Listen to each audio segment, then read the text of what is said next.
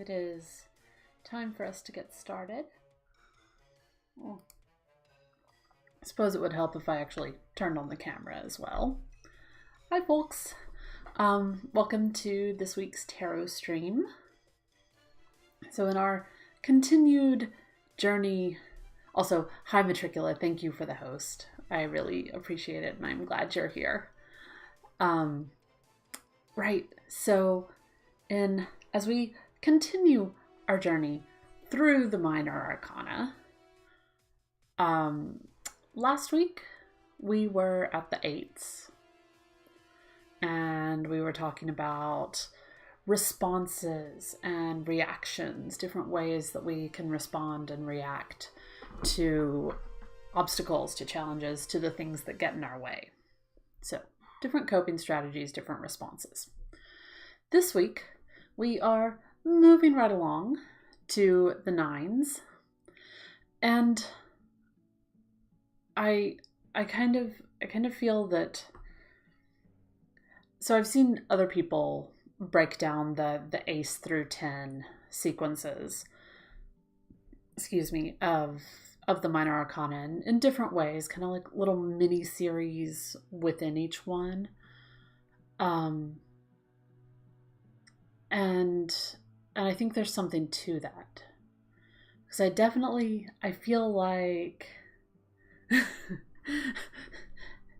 Matricula, maybe this is another called out week, it's possible. But I feel like for me, generally, ace through 4 feels like a sequence, then 5 through about 8, and then 9 and 10 are kind of doing their own things. They're flexible. 9 kind of bears relationship to 8, but it feels like 9 and 10 talk about things on a wider level. So, for instance, with the 9s this week, we've been talking a lot about making progress, moving forward, confronting obstacles, reacting to those obstacles, etc. Now with the 9s, we've done a lot of work. How do we ensure that we preserve it? How do we ensure that we get the most out of our efforts, that we use the fruit of our efforts in the wisest and best way we can? So, different approaches and different thoughts on that. So let's jump right in, shall we? And see who gets called out this week. So, as usual, Hi! Hey, pizza! Yes, sustainability. How do we... Making good use, being good stewards of our own resources, of the work we've done already. That feels like a lot of what the 9s are about to me. So jumping right in, as we normally do with the hard stuff, with the swords. First,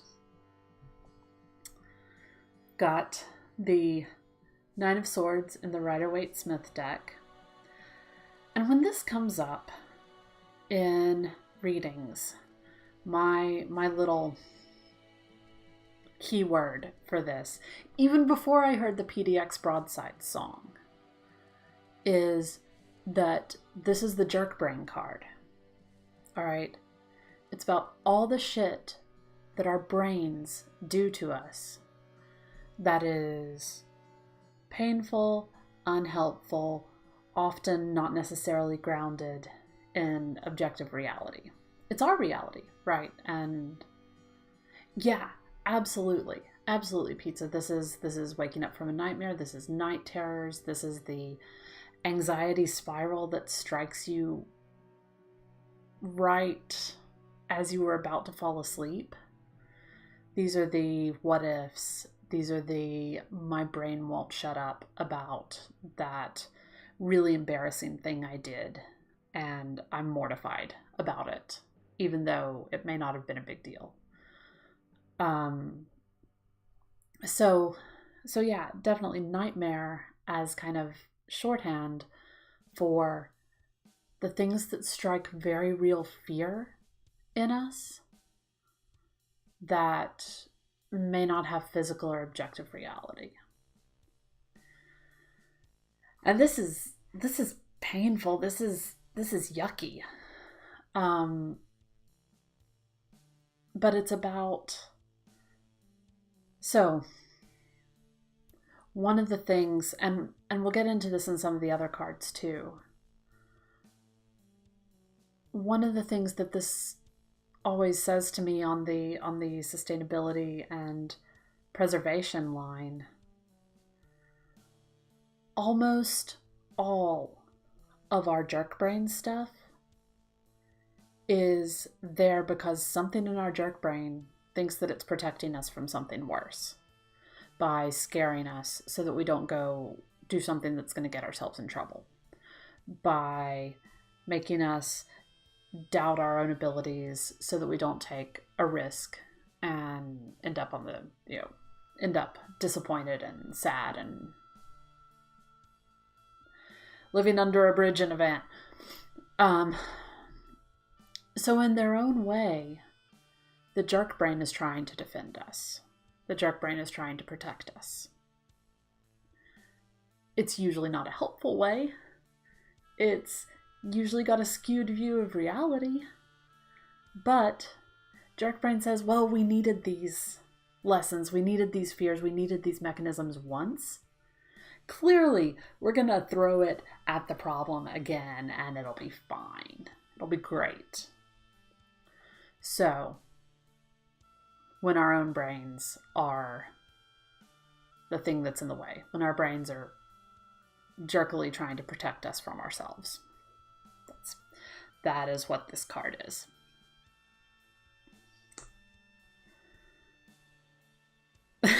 Yes, pizza, exactly. When you're a sword, everything looks like, something squishy to stab. Or a paper to slice. Or, a fencing dummy to poke.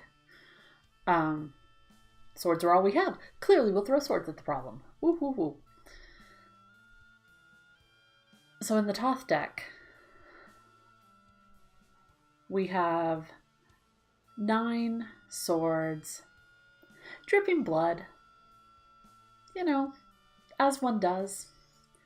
And the key word here is cruelty. So we're still very much on the jerk brain, because it can be about the ways that our brain can be cruel to us, the ways that we can be cruel to ourselves. But there's also, it feels like more of a possibility here of the way that words and thoughts and ideas can hurt us in general. This is the words can absolutely hurt me card. This is the stories that other people tell about us and that we tell about ourselves can absolutely hurt us card. Regardless of whether or not they have objective validity, this take on the card affirms that cruelty hurts, whether it's from within ourselves or external sources that we've internalized. Because yes. So there's you can see there's a Mars symbol up here, which implies something a little bit more aggressive, a little bit more confrontational, maybe a little bit more external coming in than the Rider-Waite-Smith. And it's much harder to see because it's much closer to the background color, but there's a Gemini symbol down there, which makes me think of ambivalence or being pulled in two directions, or even some two-facedness here. Whether, again, with yourself, on the one hand, Of course I can do this thing. On the other hand, what if you can't? Why would you think you can do that? That sort of internal monologue. So, super not fun. Not great. Not a good time. But again, at least when this comes from within, it's usually our brains trying to protect themselves, trying to protect us from a perceived threat, a perceived problem. And when people are cruel to us, it's often them trying to protect themselves from a threat we represent to them. Not saying that's okay. It is shitty behavior, and it's not okay. But tying it back into this is jerk brain attempt at preservation, attempt at sustainability, which is keep the status quo. Don't go risking something. Don't go doing something crazy. Who knows what could happen? Yeah. So in the Nine of Plumes in the Wooden Tarot, we've got 4 owl faces. No escape from the eyes. No pizza. Eyes everywhere. Everywhere. So 4 owl faces with 9 eyes between them. So 2, 4, 6, 9. And this one, to me, talks about, obviously, there's a lot about seeing here and being seen. And on the one hand, this feels like the kind of, oh God, they're watching me. They're seeing everything I do. They know I'm under scrutiny. They know I'm unworthy. They know I'm incompetent. They know I'm just pretending. All those kinds of voices where we feel like people totally know what's going on in our own brains and our own personal reality. They totally know, and it's bad. But on the other hand, one of the things that this card says to me, or asks of me, is to apply this kind of vision, this kind of mindfulness, this kind of perception to these voices. To give this kind of attention and assessment to those voices. To watch what my jerk brain is doing and say, okay, this all feels really bad, but this thing has objective reality. And if I'm being really truly honest, I don't know that this one does. So to use this kind of vision and assess objectively what the jerk brain's saying, be able to sort through that, to pick through that, to be observant and mindful about the brain spirals. And I like that aspect of this. Because we can watch ourselves. It doesn't have to be people watching us. We can watch ourselves too. And we can learn to slowly, let me not pretend that I'm good at this or that it's easy. But we can slowly learn to identify our thought patterns, how they move, where they go, what's probably true and what's probably not. Doesn't mean we feel better, but it can help us mitigate some of this. Finally, the Nine of Bells in the Numinous Tarot. We've got this huge, heavy wind chime with this feels stroby, this feels flashy and disorienting in the way that the really loud lights and sounds at the club can be when it's not a good thing.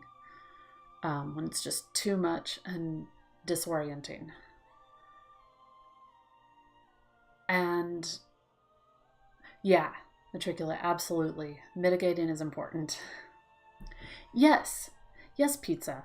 The sword of Damocles. That existential dread, hovering, swinging over. Yeah, constant worry.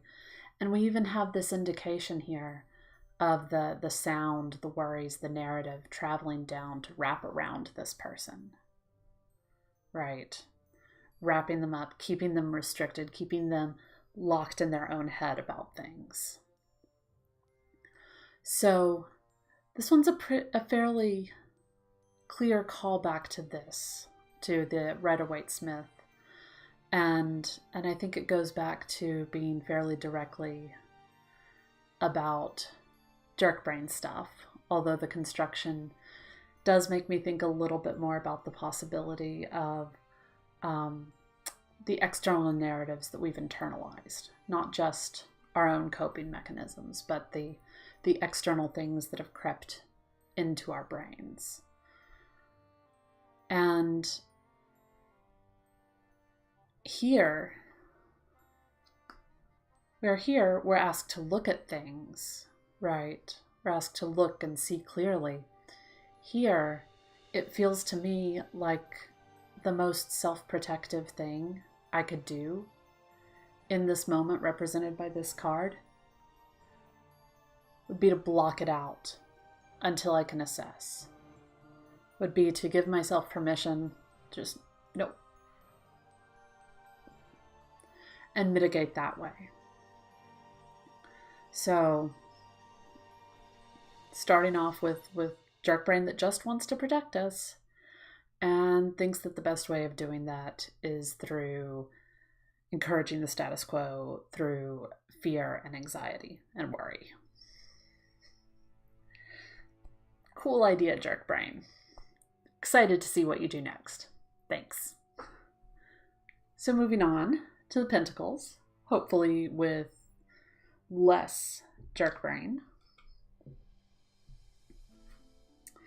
Also, I mentioned the PDX broadsides, and you should totally check out their jerk brain song because it is relevant to these here interests.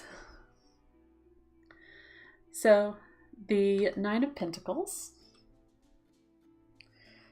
moving from our brains to body and practical life.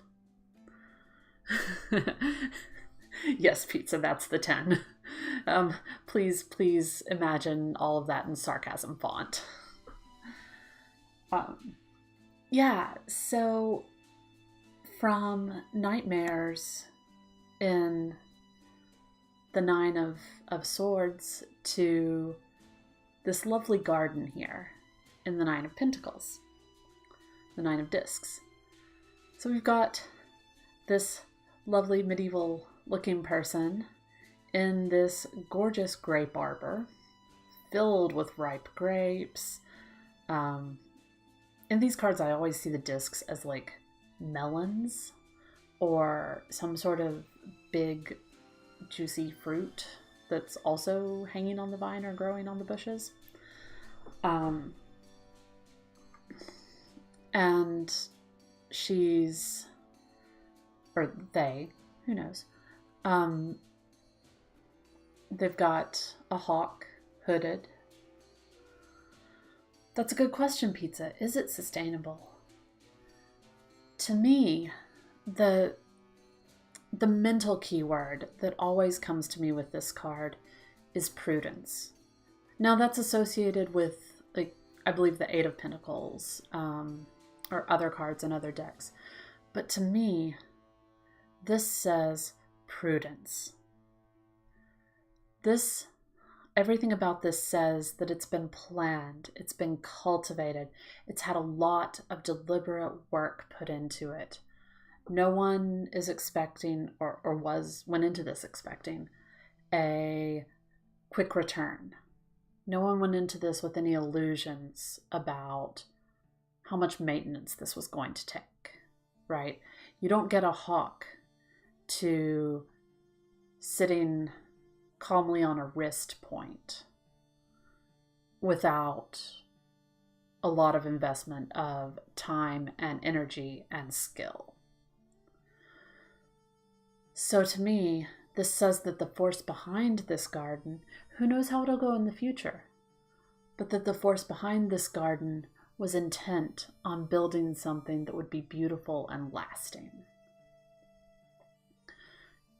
And they did it by attending to the practicalities, by investing the time and the physical resources, the energy that it took to cultivate this over seasons, to build it from the ground up. Yeah, don't put me on pizza. Yeah, the fact that there's a hawk here at all means that someone wants to look after this place. Yes, partially. It also, in the language of a medieval setting, this also means that this person had access to a lot of resources. Oh, I forgot to turn off my stream elements thing. Sorry, y'all. I remembered the last time. I didn't remember this time. Please ignore it.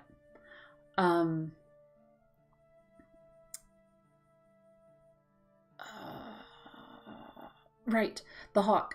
Yes. So this means that this person is wealthy, is landed, can afford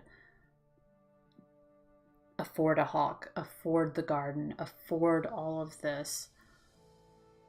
So there's an indication of access, having had access to the right resources too. Yeah, we'll explore some of that more in some of the other interpretations. Possibly pizza possibly can afford for this to fail, or possibly just has enough money, has enough access to resources to make sure that it doesn't. Yeah. Yes, true. True pizza, that this isn't all their eggs. They can afford to take time. They can afford to make this stable.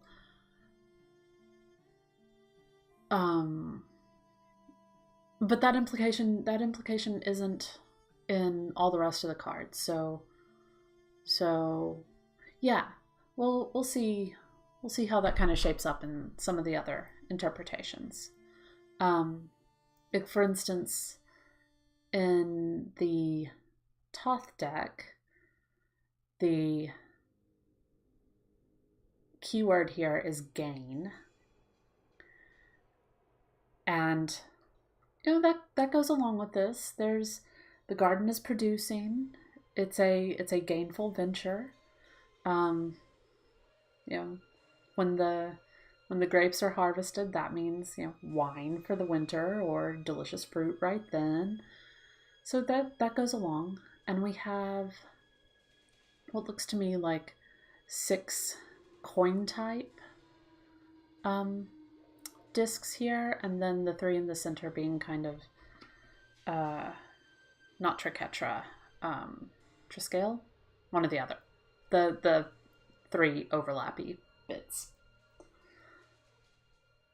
So definitely this emphasizes more monetary wealth, monetary gain. And it's organized, right? It's not one of the more chaotic cards.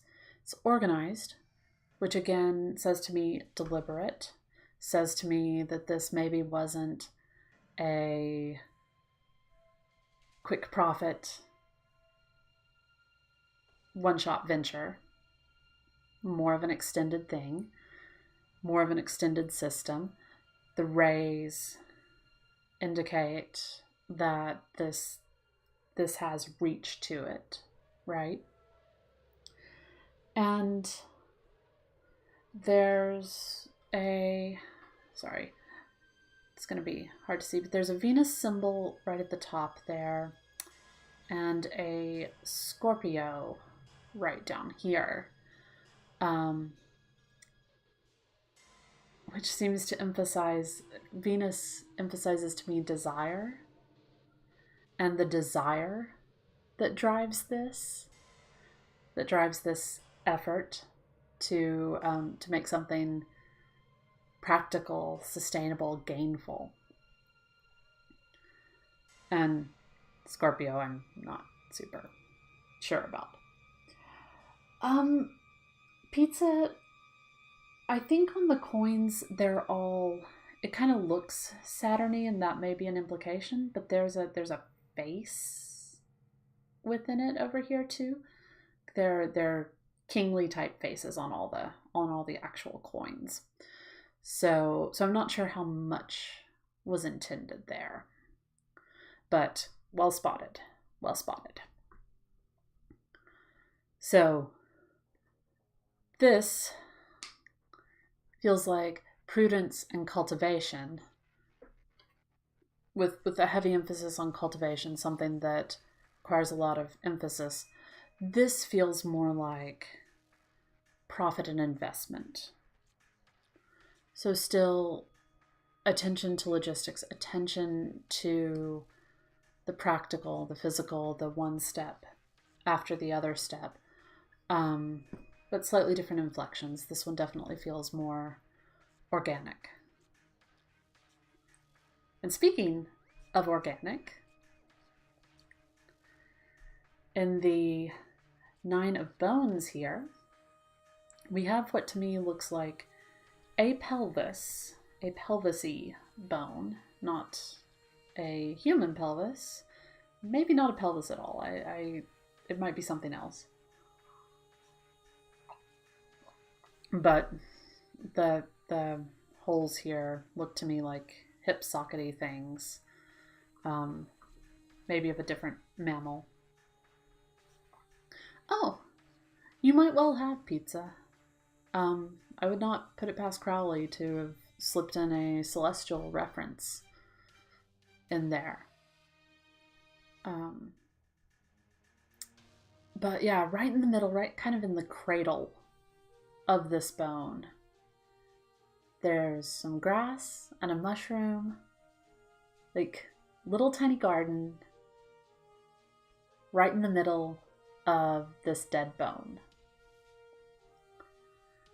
which to me doesn't have nearly the intentionality of either of these, but says that you can still find and cultivate resources in unlikely places. This, to me, pizza would raise questions about, well, is this happenstance? Can I expect this to last? Or is this here for a season and then the mushrooms have exhausted all the small bit of remaining nutrients there were? Yes, absolutely, pizza. That's the 7 of bones. And it was one bone with like lots of different kind of chaotic looking mushrooms growing out of it. So I do feel well remembered, well spotted, and I do feel that this is a callback to that, or that these two are related. That one, the 7, feels to me very like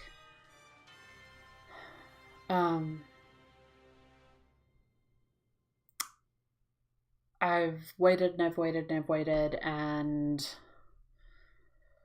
now the things are all over the place. Now they're sprouting, and I thought all was lost. But look, they're here.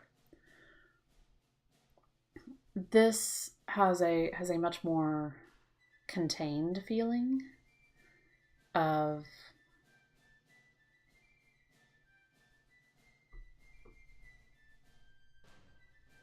yeah, of I don't know, it's hard. I thought this through because I was thinking about it and I can't remember the way I put it to myself. I was like, oh, that's a good distinction. That's a good distinction. Um, but there was something in there about the way that this feels like this puts me in mind of the mushrooms and the grass. I know, right, pizza? I don't really see the 9 in this either, but it's labeled as such. It's kind of a frustrating one. But I see where the mushrooms and the grass are cradled in there, as especially since to me this feels like a pelvis. I see this as being kind of cradled up where reproductive organs might be. So it feels to me like possibility for generation, possibility for growing something, even in a space that looked barren. And so you're right. There's connection with the 7, and to me it's a much subtler difference there with this one. Also, shut up, stream elements. I should have turned you off. But fortunately, yes, Matricula, it's an inhospitable place, but something's growing there. Something's finding nourishment there. Something has found a welcome there and a possibility, a source of life. Getting back to sustainability and preservation, this is the 9 of Tomes in the Numinous Tarot deck. And this is honestly one of the cards that clinched me pressing the button to buy this deck. I love this card so much. Because it really, to me, talks super straightforwardly about what the 9 of Pentacles, kind of at its best, is about. So we've got this person who, when I look at this, I see this person as the badass head librarian of this amazing library. Right? There are a lot of different focal points. There's a lot going on here. Pizza, you're absolutely right. But this person is standing in this lovely, cheerful ray of sunshine, hand on a stack of books, with the library that she's in charge of in the background. And we can see just shelves and shelves and shelves of books. And this says to me, as a head librarian, she's in charge of curating the collection. So she's in charge of deciding what goes in there, what's included, what's not. She's in charge of making sure that the maintenance is performed, that she gets the right people in there to keep the library in good working order. Lots of divided focus. Matricula, absolutely lots to focus on. And here, the beauty and the elegance of the place, as well as the gardeny, lush. This isn't a sterile place. This is meant to be enjoyed and lived in and loved and used. Says that this person is intent on making it something that lasts. Something that is a resource that generations to come can come to this place and delve into and learn from and enjoy. So, building something, maintaining something that's a resource for whoever wants to come, that's going to last, that's going to be well maintained, well taken care of, because she's got all the different logistics under wraps. She's on top of that shit. She's got it. So, I love this card. I love it a lot.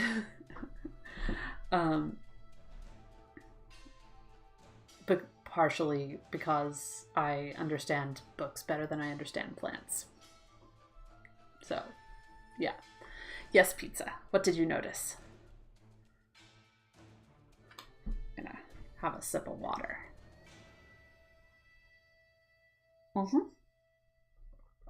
Absolutely. Yes. So the Numinous Tarot deck, yeah, most mainstream tarot decks, yep, absolutely, pizza, do focus on, well, pentacles or discs or coins, and often represent them in a currency-like fashion.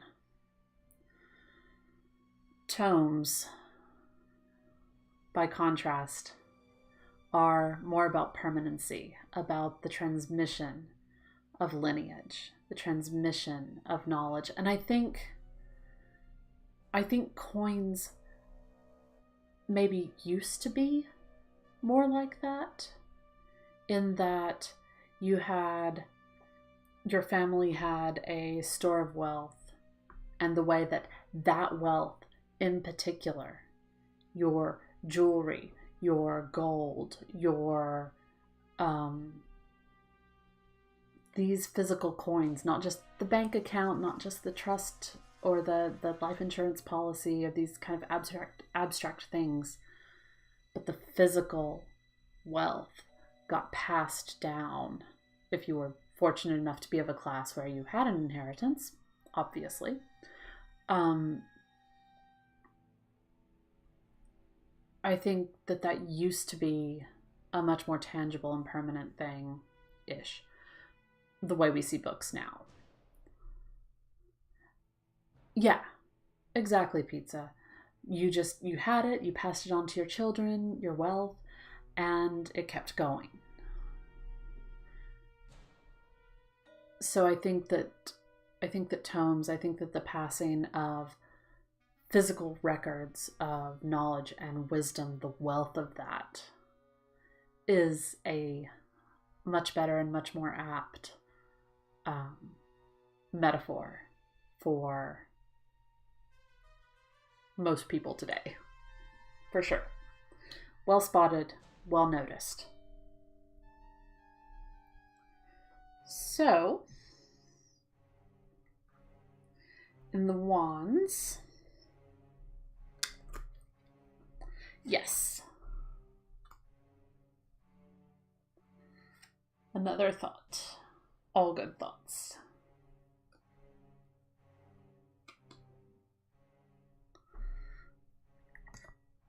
Yes. Ooh, DM.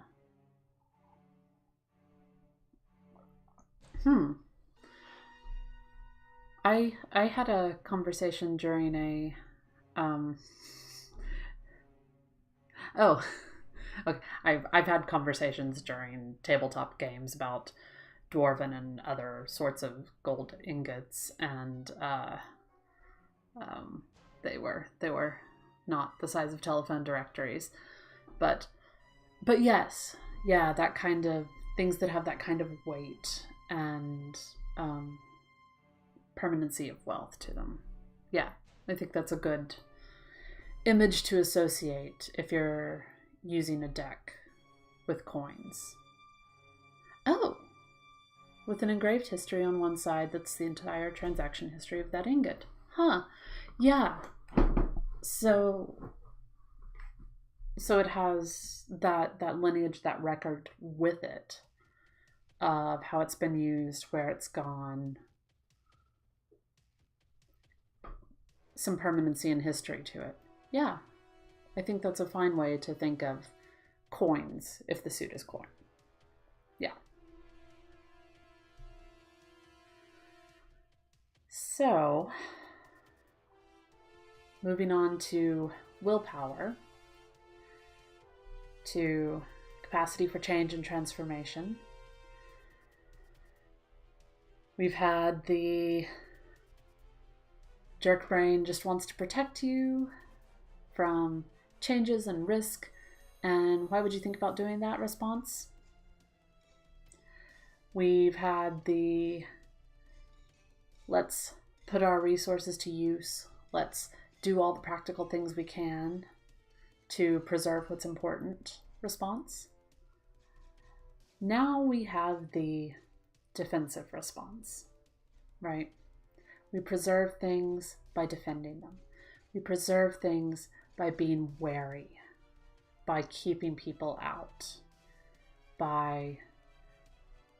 I can never decide, pizza, if this is a fence or a screen, or if the rest of these kind of represent,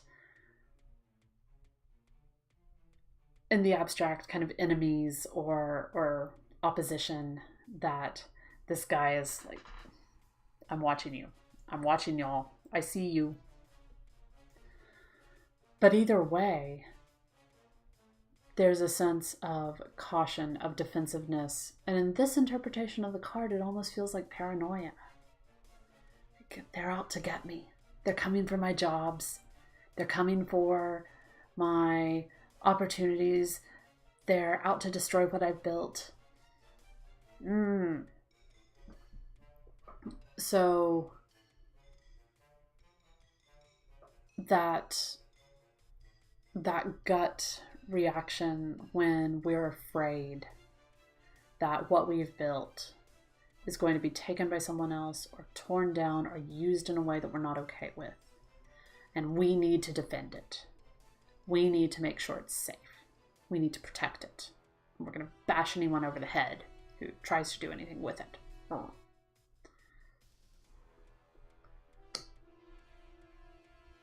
On a similar note,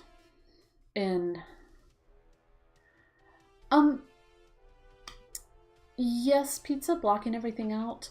Well, so I said that would be my self-protective response to the 9 of bells. Like, it makes me just want to cover my ears. But that's a blocking out of voices, right? It's a blocking out of information, of giving yourself some silence and some space from overstimulation. This is a blocking or defending yourself against opposing will, opposing desires, opposing forces, which isn't always a bad thing, right? But it's kind of the difference between the space in your head and maybe your vision of a project versus other people's vision of a project, if that makes sense. So it's two different kinds of blockage and defense. And the 9 of bells is really about that overwhelming, about the ways that the internal or external voices are saying, no, stop, stay where you are, don't do anything crazy, why would you do that? No. And my self-protective response is block it out, give myself some space. So, in the Thoth deck, the 9 of Wands, keyword here, yeah, it's a deliberate protection. It's maybe it's justified, maybe it's not. Maybe it's kind of proactive defense. But we don't see any threats here necessarily, unless the other wands are threats, right? And likewise here, we see a lot of arrows, with the main one being a sun on one end, moon on the other end, and the others being both moon-tipped and moon-fletched. So this, to me, talks about, again, it's necessary to defend, but it's defense from a distance, right? These are arrows. They're not clubs. They are meant to cut off threats before they get close. We're ranged, not melee here. So it's the strength of distance and foresight and something that's more thought out. Right. Defense before the enemy gets close enough to do damage. With this card, I always think about Apollo and Artemis, twins who are both archers, both extremely skilled with bows and arrows, and therefore attack from afar. I always think of one of the stories with them. Well, okay, I hope I'm wise. I hope I'm growing wiser. We're in the middle of a thing right now, but if you can hold on till the end, we can see what we can do. I always think of one of the stories that features their archery, where a queen, Niobe, was boasting to everyone about how her sons and daughters were more beautiful, more wonderful than Artemis and Apollo, and how she was so much luckier than Leto, their mother. And they got super pissed off, and in the way of gods, shot her children, which was not great. So, to me, justified or not, this card feels like it's about, at least to some degree, can be about strong responses to imagined slights. Or not imagined, disproportionate responses to insults or challenges. Stopping threats before they become threats. Yep. Going at it from a far distance. And likewise, in the Wooden Tarot deck, the Nine of Stones got this extremely pointy antler garnished with extremely pointy crystals, and there's just a whole lot of pointy on all sides here and not really any space to grasp it. So again, super defensive. Defending here, this feels like defense by keeping everyone at a distance. No one can become a threat if they can't get close. No one can threaten my vision for the project if I don't let them in on it. If I don't let them get close enough to help or have an effect. So this feels very, very, very prickly, very distancing, very, kind of. And that can be useful too, sometimes. Sometimes we need to claim and maintain our distance. But it's not a fun place to be. And finally, the Nine of Candles in the Numinous Tarot deck. I've been seeing this one in other people's readings a lot lately. That's a good question, Pizza. Was there ever a handle in the first place? Was there ever a space for someone to engage with this in the first place, or has it always been prickly? It's an excellent question. And why? Why did the prickles emerge if it wasn't always like that? So, in the Nine of Candles, we've got moving from a place of what I feel is more hostility than caution to me, this card screams justified caution. This card says it's okay to take it slow. It says it's all right to be uncertain. It says there are absolutely times when you don't have enough light to see by, when you don't have enough, when you have to be particularly careful because you can't tell if the floor is steady and a fall would cost you. So, sorry, Kay, this is we're talking about tarot cards right now, and these are from 4 different tarot decks, and they're good tools to reflect on ourselves. Tarot is used for divination and contemplation. No matricula, we're still on the 9 of Wands.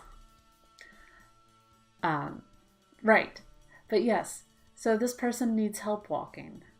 Ignore stream elements. Ignore it. I forgot to turn that off. Hi, Mr. Claymore. So, this person, as Pizza said, is disabled, has some trouble walking, needs extra support, only has just enough light, and looks really worried about the steadiness of the floor, maybe about the steadiness of their own body and their own capacity. So to me,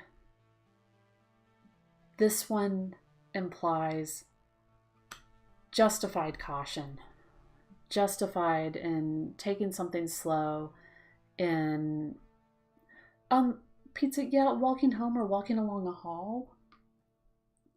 Because, this to me, this kind of wall and window structure, especially with the candles, looks to me like an inside. So, since this person looks like an elderly person, maybe they're making their way along the hall of a residential home, an assisted living home, but wherever they are, there's that sense of wariness that they have to be careful. They have to watch out. They have to look where they're going. They can't afford to go too fast or move too hard, right? Whereas here, this guy looks like he's just suspicious. He's just suspicious. Those other wands are looking at him weird. Here, this person's footing is unsteady, right? We don't know. We can't, Pizza, we don't know if their home is safe. We can't see what's in the darkness. So sometimes it's okay. Sometimes there are real concerns, and it's okay to go slowly, to check every step, to watch, to listen, to be wary. And that's part of what this one says to me. That part of, right, absolutely, Pizza, they are looking inward into the home. And that's part of preserving and making sure that something is sustainable, is that when there are real concerns, we give ourselves permission to move as slowly and as carefully as we need to. Yeah. So, moving along to the 9 of Cups. A little happier.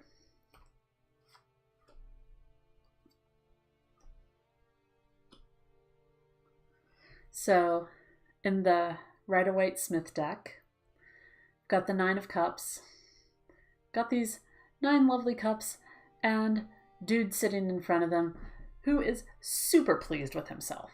He is incredibly pleased with all of his cups. To me, this is the look on his face says, look at my bar. Do you like cups? I got cups. Do you see all of my cups? And after all, what good is doing work? What good is taking the time, putting in the energy to acquire something if we're not going to enjoy it? If we're not going to have fun with it? It's important to maintain it. It's important to defend it. But what good is putting in the effort if we're not going to enjoy it? Yeah. Pizza, that's a possibility too. Yes, I just quaffed all of these 9 cups in a row and I feel excellent. But at the same time, the look on his face is so damn smug here that I kind of want to smack him.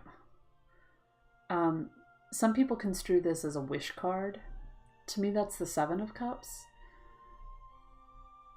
I can see this being a wish card in the sense of, this is where I want to be. I want to have enough to feel this content, to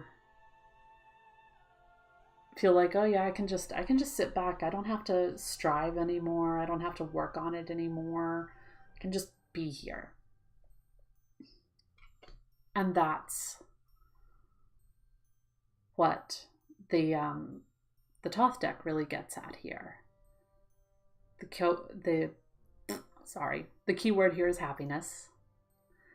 And all of these.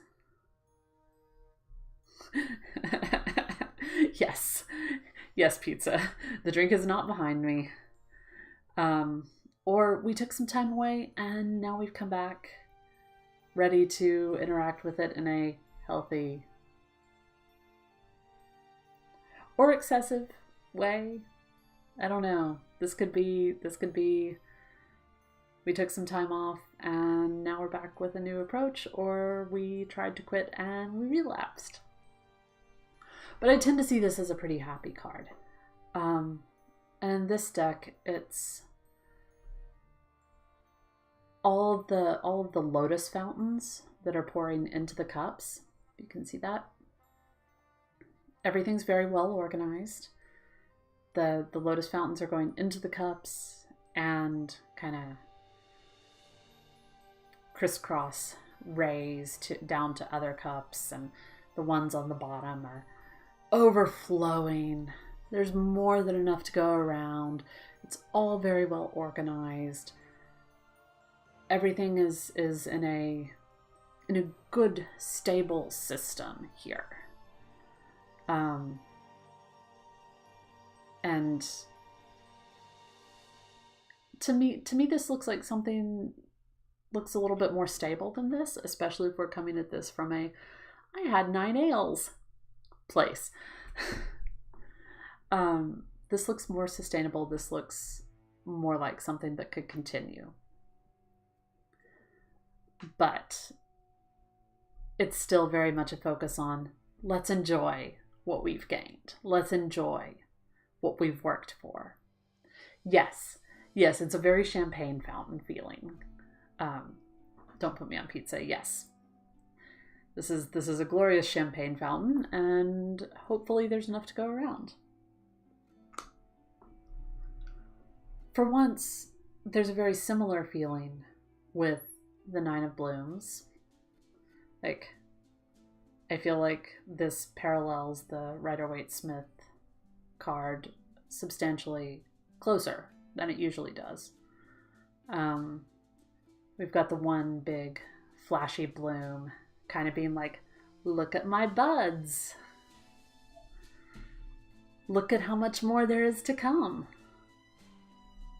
Look at how much more there is in reserve. So, again, about having a lot in reserve, being happy about it, being fulfilled with it, really enjoying it. This one does feel a little like the Rider-Waite Smith. This one feels a little show-offy. The little curved petals kind of feel like a looky here. Aren't they cool? Which isn't bad, but can easily kind of get to be too much or lead you to squander the resources you do have. So it's important to watch that. And finally, this was one of the other cards that really clinched this deck for me. The Nine of Vials. I adore this dapper little butch person who just wants to share their tiny spell bottles with everyone. I adore them and I want them to be my friend. So here, there's still a lot of happiness and a little bit of that. I made a thing. I did a thing. I put time and energy and emotions and myself into this thing, and I made it. I made things. But there's also in this one, yes, absolutely pizza. There's both an implication that this person deeply wants to share what they've made, wants to share the fruits of their efforts, which to me feels way more sustainable than, dude, my glasses, my cups. You like cups? Yeah, I got cups. Here, let's share. I did a thing. What do you think? Feels way more sustainable. Feels way more like a good use of resources and energy than that. And yes, these are for others, but they've kept one for themselves. Because it's also not sustainable to give away all of the things we've created. The librarian wouldn't be a very good librarian if she let people keep the books forever. The gardener wouldn't be a very good gardener if she harvested the plants too early or didn't keep any seeds to sow for next year and gave them all away or whatever. So, right, there's definitely we have to make sure to take our portion. We have to make sure to set aside some of these delightful energies, some of this work, some of what we've put ourselves into, set it aside for ourselves. And that's not selfish. That just means we can continue to do the work. That just means that we can continue to share and give to others as well. So I love this card so much.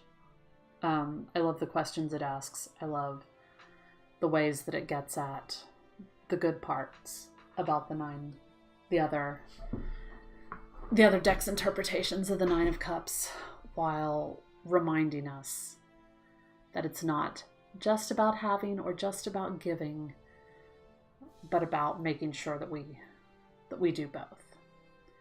And it really emphasizes the excitement, right? The excitement of having done a thing, having produced a thing, and having it to give.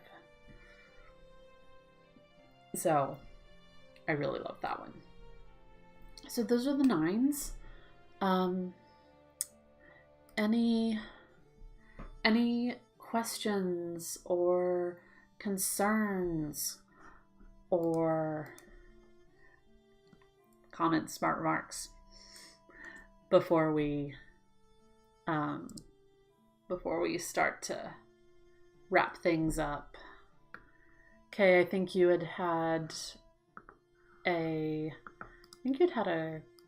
sounded like you had a question, maybe. If you still do, you are welcome to, bring it up and we'll see what we can see.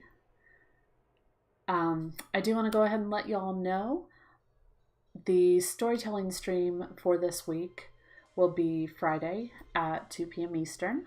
And this week we're going to talk about, because it's Underworld month, we're going to talk about Balder the Beautiful. I thought about doing Odin's Sacrifice, but Balder actually goes through the Underworld. So we're going to go with Balder. Or goes to the Underworld. Spoiler. Yes, Pizza. The journey with the well, you'll have to tune in next week to see how the journey through the numbers ends. Won't you? So next week, that's a good point. Next week will be on our last of the Minor Arcana numbers streams. So we'll be doing the 10s. Be seeing how each of the suits wraps up kind of in their fullness. And after that, I plan to do, I know I'd kind of talked about all the court cards in one stream once. But since I'm going through the minors like this, I think I'll probably do 4 weeks of court card streams as well. So the pages, the knights, the queens, the kings each get a week so that we can look at them and talk about them in a little bit more depth. Look at how they... Also, the court cards in the Toth deck and the Wooden Tarot deck are pretty interesting, and I'd like the chance to show them off to you. So, and it means that I get to put off figuring out how I want to deal with the Major Arcana a little bit longer. So that's also nice. All right, well, so I hope to see you Friday for story time. And next week, once I figure out my schedule for the 10s, let's see. Who do we... Let's see. Mike TV Live is on, so I think we're going to hop over and... There is another month pizza. Yes, that's okay. That's okay. It's fine. It's good. We're going to hop over and raid Mike TV Live in a little mini raid. And there is my raid call for... Look, Pizza, just because your numbers are your job or your work doesn't always mean we're good with them on the spur of the moment. It's fine. It's okay. All right, we're going to go raid, and I will hope to see y'all next week. Have a wonderful day, wonderful rest of your week. Bye.